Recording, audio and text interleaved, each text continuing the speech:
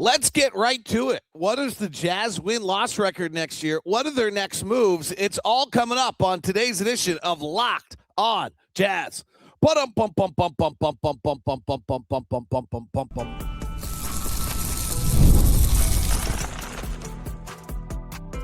You are Locked on Jazz, your daily podcast on the Utah Jazz.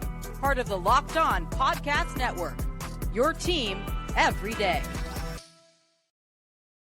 How are you? I am David Locke, radio voice of the Utah Jazz, Jazz NBA insider. This is Locked on Jazz. It's your daily podcast on the Utah Jazz, giving you insight, expertise, geeky numbers, and hopefully making it way better to be a Jazz fan each and every day. Thank you so much for making Locked on Jazz your first listen of the day. Thank you for making Locked on the number one sports podcast network in, I don't know, the land, whatever that is.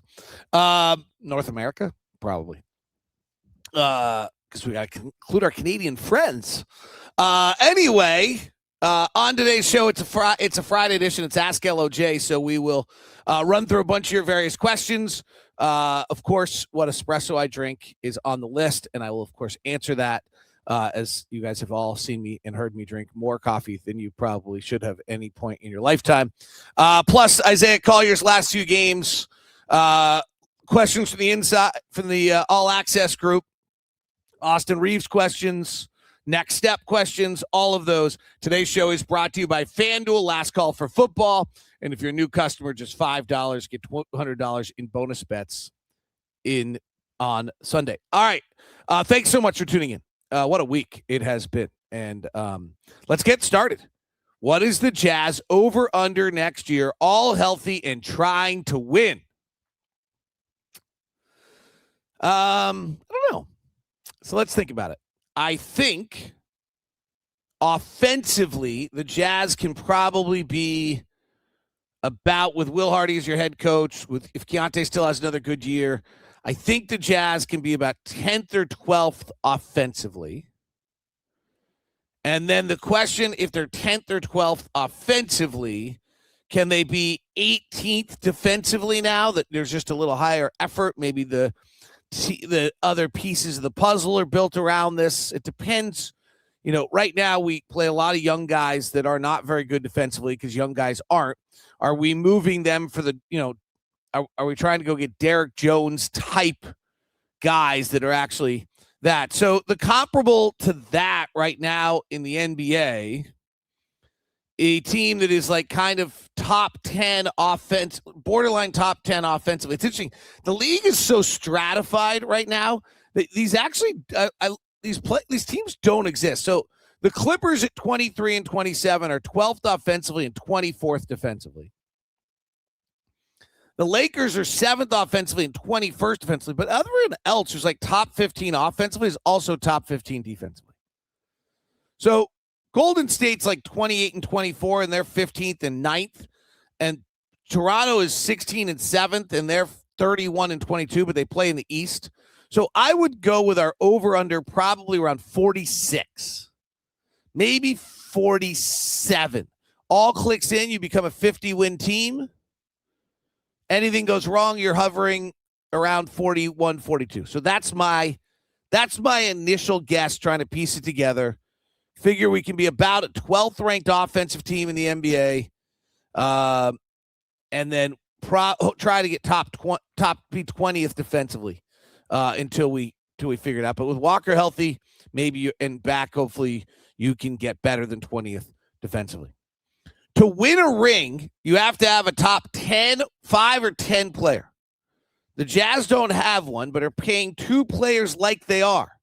Are they betting ace or this year's draft pick can be that player before they have? Then it goes on. All right. So I think there's a lot in this. And the money thing I haven't really dug into. The Jaren Jackson deal is great because it moves us forward. It's as good a player as we could have got. The fact of the matter is it's the best way to push us forward. It's a unique player with size and length. It does have some problems. It's not problem-free, and one of them is the money. But things can't be perfect. You can't sit around and wait for perfect. You've got to move yourself forward. The money, Markkanen and Jaren Jackson are both probably in this climate of this money overpaid for what they deliver. The money will be fine next year. You extend Keyonte, extend Walker, depending what that number is, and hopefully you can get a deal done. And then Keyonte kicks in, it's a problem. Ace Bailey doesn't get extended until after Lauri and Jaren Jackson's deals are done. So that's pretty great. So there is a year or two in there that's going to be a little sketchy where you've got to have to really either minimize the rest of your roster, figure it out, or be willing to go into the aprons. But the aprons are so restrictive. It's not a willingness to pay it. It's just how much. The problem is once you it's nice to say, well, we'll sign Walker, we'll sign Keyonte, that if we have a money problem, we'll trade it. Well, if you go over the apron, you're so restricted to be able to trade that it's hard to do that. So back to your question. Yes, it does seem you have to have a top 5 or top 10 player to win a title. And 2, we don't have a top 5 or top 10 player. So where does that leave us? There's one question we're going to watch is whether or not this is changing across the league.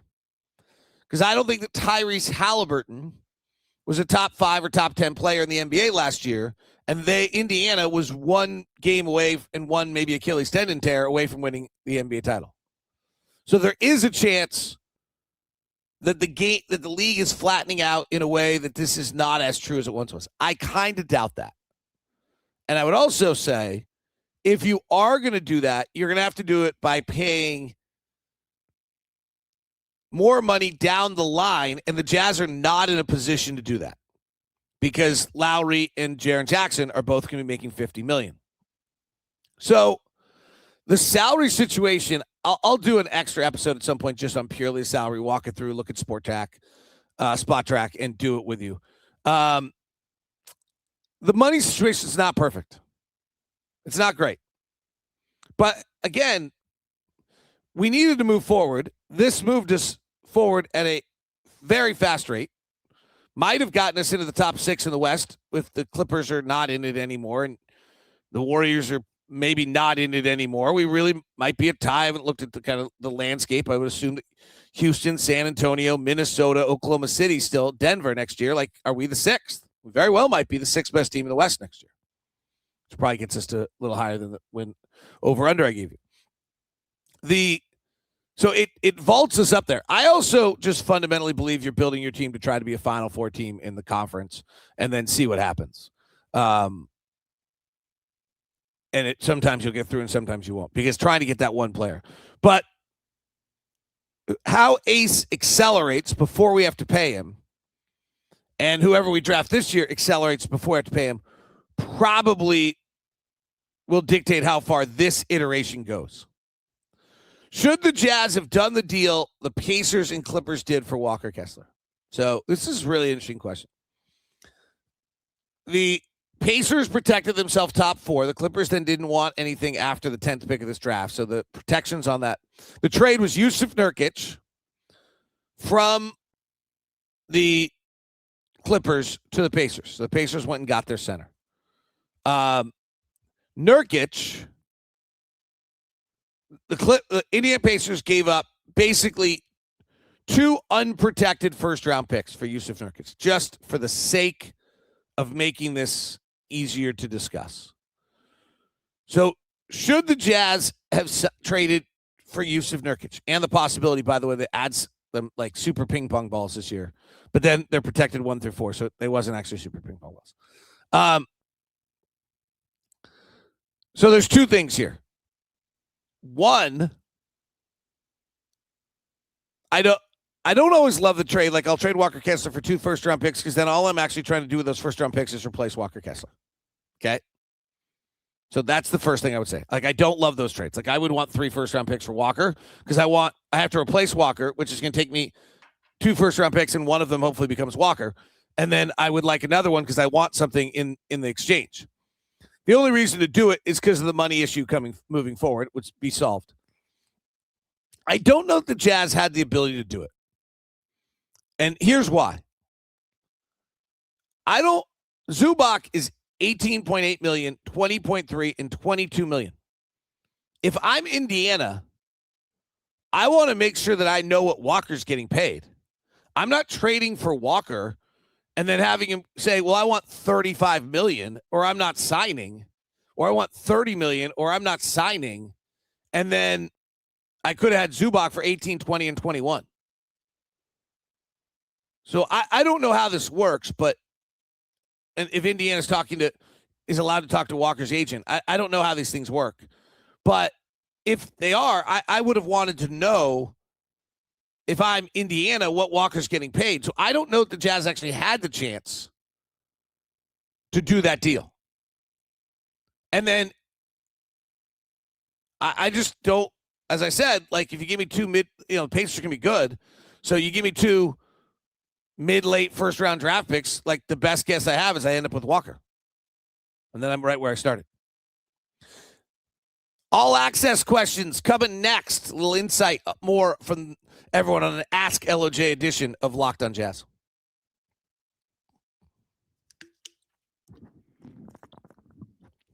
Friday edition of Locked on Jazz is brought to you by Murdoch Hyundai. Located 46 South State Street, also in Logan and in Linden. The Murdochs have been in Utah for over 90 years.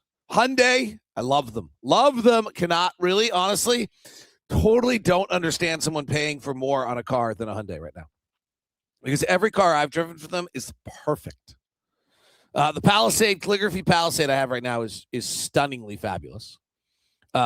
Everything about it. Third row seats is heated. Like, it's got every detail. Third row seats has a little USB port for it. Like, they haven't forgotten anything. The Santa Fe hybrid I drove was just absolutely fantastic. So here's the deal. If you're looking for a car this weekend and you're going out, then feel free to text me and we'll set you up with a VIP meeting. And also, anyone that mentions my name through the end of the month gets free 1-year maintenance plan with purchase of a new or used vehicle. It's like a $200 value. Okay? So email me at dlock09@gmail.com. Let me know which location you're going to. I'll set you up with a VIP meeting beforehand because you deserve that by being a Lockdown listener. And get yourself to go look at the fabulous Hyundai over at Murdoch Hyundai in Logan, Linden, or in Murray. Today's show is also brought to you by DoorDash. That's right. The season's heating up. DoorDash is here for you. DoorDash is a big hit for all of our group on the road all the time. They're always hitting their DoorDash. Lauren actually ordered a bag, so literally in the bag, from DoorDash this year. DoorDash has a way to keep fans in their bag the whole way. Whether you're watching the highlights, the tunnel fits, or your favorite player, DoorDash makes the entire season more fun because every player has their bag, and with DoorDash, fans have one too. DoorDash keeps your snacks stocked, your gear fresh, and your watch party vibes absolutely on point. There are nights when your team stresses you out, like DoorDash become the post-game therapy.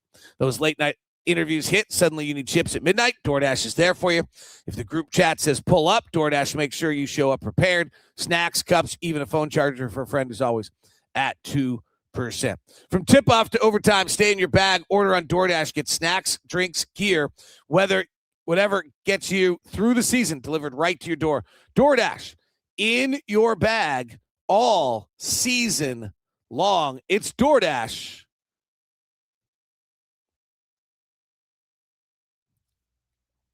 Thanks so much for making Locked On Jazz your first listen, and thank you for making Locked On the #1 sports podcast network.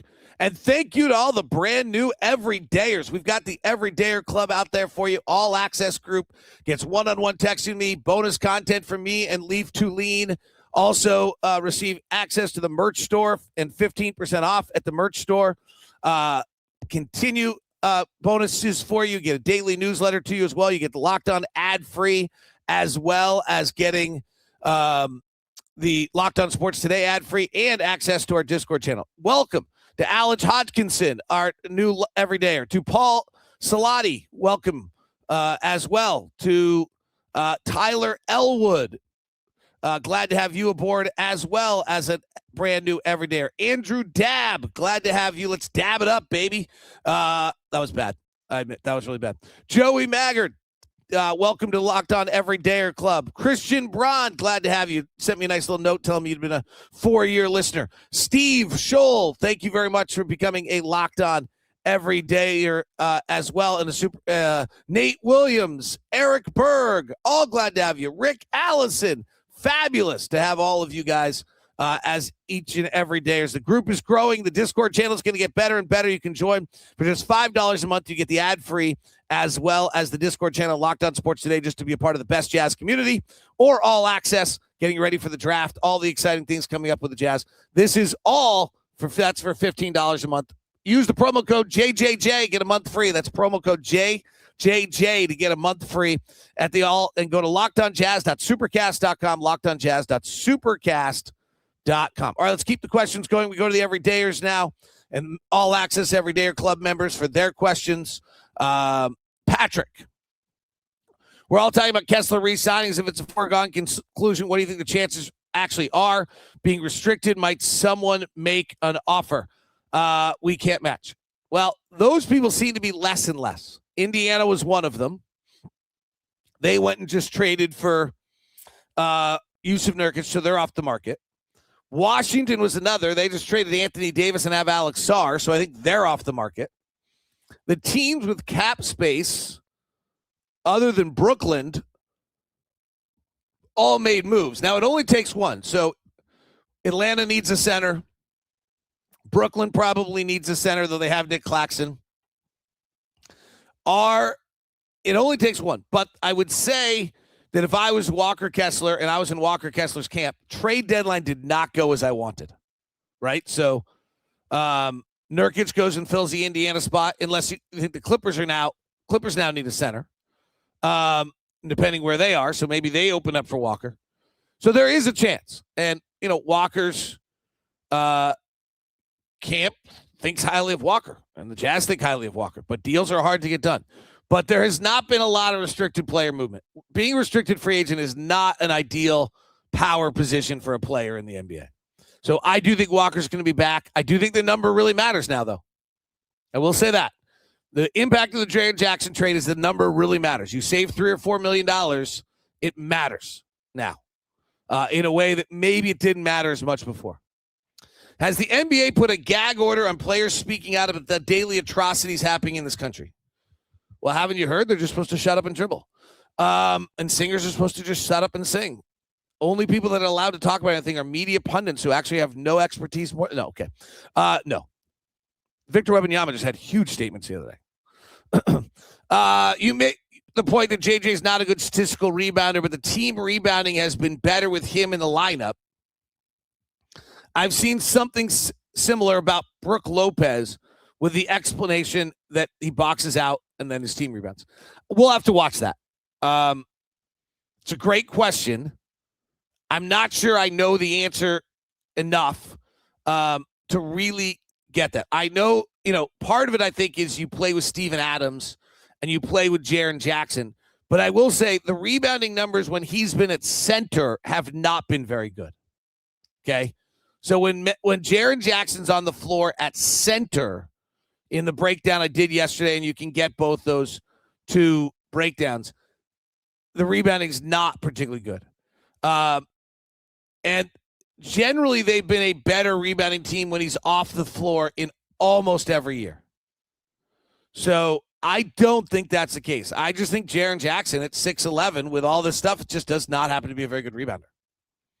And I think that, the Jazz will have to work with it. Like, I think the answer is going to be, quite simply, Lauri, you're not a great rebounder.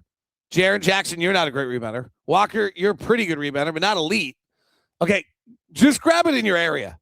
Like, maybe we're not getting a ton of out-of-area rebounds, but you're big enough and strong enough. Can we just go get them in your area?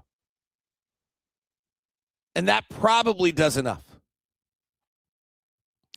What is Isaiah Collier's outlook if his shooting stays the same, slightly improves, or improves significantly? So, if it improves significantly, it's a totally different game changer. If he can become a 35% three-point shooter, then his downhill speed and his ability to get in the paint changes everything. If it stays the same right now, I think he's a rotation. He might be a rotation guard in the NBA. Might be. It's hard to live without a three. Like, there's a few guys, TJ McConnell. If he does that, it's going to really depend on where he is defensively. He has not had a great year defensively. And he's young, so that's fine.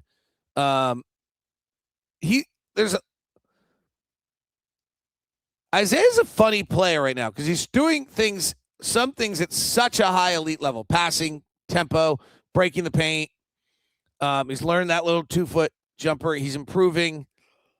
And then there's other areas where he's still just such a second-year guard. Like, his three-point shooting's lacking, but his defensive rotations are pretty poor at times.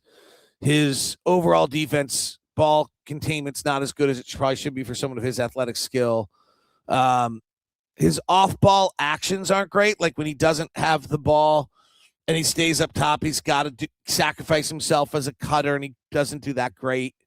So a lot of those little things that are all developmental things are probably going to dictate where his career goes as time goes on. But we're seeing marked improvement in him and him learning how to use his elite skills at a really high level right now. I got a question, which I don't see where it is, but about my viewpoint on Walt Clayton and Taylor Hendricks. So you have to give up something. Taylor Hendricks, I vowed I wouldn't critique all year long, and I'm going to hold to that. He was not coming along, but I also said I don't think I was going to judge him until All-Star break, and I was going to wait till All-Star break and see if he came back, and now he gets a fresh start. I think Taylor will probably be in the league for 10 years. He's just, that body's so great. That's going to be real development there.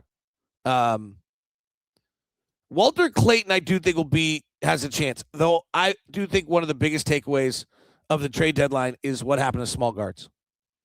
Trae Young got a bag of balls and a fungo stick. Corey Kispert was pretty good last night, but really, Atlanta got almost nothing for Trae Young. Darius Garland got James Harden at 36 years old. The day and age of small guards might just be over in the NBA.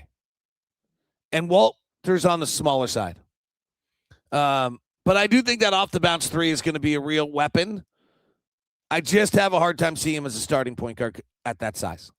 So I think we gave away two potential rotation players in the NBA, but I'm not sure I thought either of them. I didn't see a natural progression where either of them became a starter in the NBA, which is fine. Like, you're not necessarily supposed to be. Some fun questions. What am I doing at 3:00 in the morning on Sunday? Really? Per diem question, espresso question, and some more basketball questions as we continue here on Locked On Jazz on this Friday Ask LOJ edition. Today's edition of Locked On Jazz is also brought to you by Quo. Streamlining your communication systems is vital, and Quo is the answer for you. You get 20% off your first 6 months when you go to quo.com/lockedonnba. That's why today's episode, QUO, Quo, the smarter way to run your business communication. Because when your team is reachable, organized, and communicating in one place, you're not just working cleaner, you're creating more opportunities to connect with customers. Your whole team can call and text from one shared business number. Everyone else sees the full conversation thread, which makes replying faster and easier, and it works right from your phone or computer. It's no surprise Quo is the #1 rated phone business system on G2, trusted by more than 90,000 businesses. From solo operators to growing teams, make this year where no opportunity, no customer slips away. So try Quo for free, plus 20% off for just 6 months when you go to quo.com/lockedonnba. That's QUO.com/lockedonnba. Quo, no missed calls, no missed customers. Today's show is also brought to you by FanDuel. Seahawks. Let's go, baby. Oh, my wife and daughter would be so happy. It's really what's driving me as a fan. It's the last chance for football on FanDuel. One final kickoff, one final Sunday. Super Bowl 60. FanDuel's right in the middle of it, and here's the deal. For just $5, you get $200 in bonus bets if you win. So make it count, because after the Super Bowl, the season's over. Last call for football and FanDuel, an official sportsbook partner of Super Bowl 60. Whether you're backing the favorite, riding with the underdog, or building one last same-day parlay, this is the game everyone's been waiting for. This is where predictions turn into plays, stats turn into storylines, and every snap feels bigger. It is at FanDuel. Visit FanDuel.com. $5 bet. Get you $2 bets or $200 in bonus bets. All right, let's rapid fire. Have some fun with this. With the Jazz updated roster, what's the team's need to address most in the offseason? Playmaking, wing defense. I think we need playmaking. That starting five right now does not have a lot of playmaking. I think we probably need better sniper shooting. Don't have a great shooter coming off the bench. And obviously we need a lot more defense. If Cody could shoot, boy, his defense was unbelievable last night. That three-play sequence was really, really, really awesome. With JJ joining the team, is there any chance we re-sign Nurk, or is JJ likely our backup center? This is going to be up to Nurk. Here's how it's going to work. Nurk's going to go to free agency. Nurk's going to circle around the market. And if someone's willing to pay Nurk, he's going to go there. And then if someone's not willing to pay Nurk, which is really possible, just backup centers don't make a lot of money in the NBA, then the Jazz have to decide. I don't think the Jazz are going to be signing a lot of people to more than 1-year deals, because the Keyonte Kessler crunch coming up will be significant enough that unless someone's really on the low end of salary, near minimum, I don't think the Jazz are signing long-term deals to people. And so I think you'll be seeing, the question is just how much Nurk wants. Next year we have a little bit more, but like what we pay Nurk, if we paid Nurk 5 next year as a backup center, he's making 19 right now. We don't really want to pay 5 to Nurk as a backup center the next year because we're getting tighter. So I don't think you're going to see a lot of multi-year deals, but I think it's up to Nurk. Jaren Jackson Jr. can play some minutes at center. I think Walker plays 32, and then you're filling 16 minutes. You just don't want to pay a lot for your 16 minutes.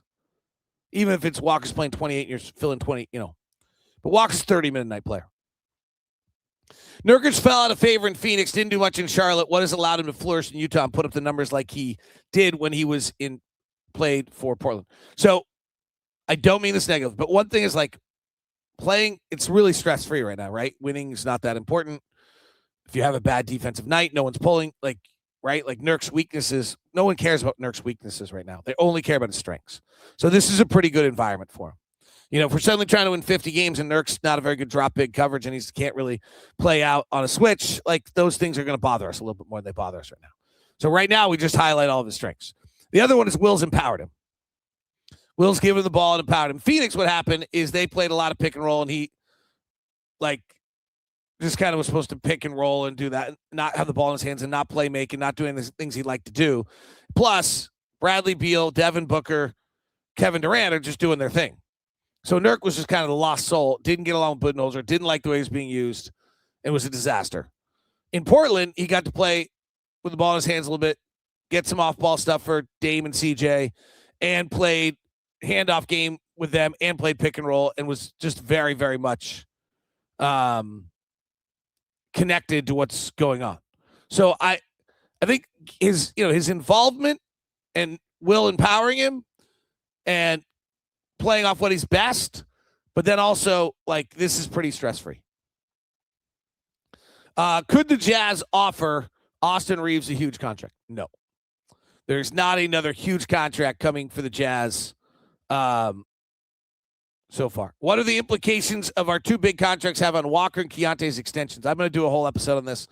The implications, I think we still extend Walker, we still Keyonte. We're just going to get very tight inside the system. And, there's been a massive commitment here by the Smiths, and the salary's going way up all the way. Will you get up at 3 a.m. in the morning to watch Lindsey Vonn? Yeah, you bet. You bet. It's incredible. Go Lindsey. Hope she pulls this off. She's been my kid's childhood hero forever. Was your per diem from the Jazz enough in Canadian dollars to buy a suit for TV broadcast? And would you do TV as a full-time gig when Polar hangs up the mic? So no, my per diem didn't cover it, and I bought it myself. I turned out I went to the gym that morning, and then as I got out of the gym, I checked my phone, and I didn't have time to go back and get TV clothes, so I had to go buy stuff in Canada. I have no interest in doing TV. I actually feel like a caged animal when I'm doing TV. I don't really do it very well, I don't think. I love doing radio. I don't think Bowler's hanging it up anytime soon. He's super great. So it would be a real switch for me. That is not on my list of items. I would just say that. Like, things I want to accomplish before my career's over, I don't have on that list doing TV on that list. And I think Bowler's amazing. So I think he's great at it. We're so wacky and have so much fun on radio. I just want to keep doing that. I've watched you drink espresso. And I have to know so much for years. I want to know what espresso machine you use. I have the Breville Oracle Touch at home. I kind of bought the last one before they just changed the model. So I have an automatic espresso maker at home. That's the Breville Oracle Touch. I no longer travel with my AeroPress like I used to. We stay in nice enough hotels that every single of our hotel now has like an espresso or something, which I find terrible, but it does the job. I ship my beans in from Portland from a cafe called Spella, which is absolutely amazing. I also will ship my beans in from Temple in Sacramento or Clatch in San Dimas, but Spella is kind of my favorite, and I use the Breville Oracle Touch. Things you didn't need to know. What a wonderful week for a Jazz fan. Thank you very much for joining me throughout the week. There's a lot of content. Hope you've gotten to it. If you want to join the Everydayer Club, please do. For $5 a month, you get Locked On Jazz ad-free. You get part of our Discord channel, be part of the best Jazz community out there. And you get Locked On Sports Today in your feed. If you want to join All Access, $15 a month. All these you can use the promo code JJJ and get a month free. Or do the annual and get 2 months free. You get all access one-on-one texting with me. Leaf Two Leans doing bonus coverage on all the draft players and the big prospects for the Jazz fans to be ready for the draft, to be in the know. I'll do some bonus coverage at times for you, as I did for you this week, a special Q&A. We also give you a newsletter at the end of every episode into your inbox. You get access to the Locked On merch store, so you can be the only ones who have Locked On merch. And I think there's something else you get as well, and I'm not thinking what it is. Pretty great. Thanks so much for tuning in. We now send you the first ever 24/7 national NBA channel, Locked On NBA on YouTube. If you're on audio, check out Locked On NBA Game Night. Every game,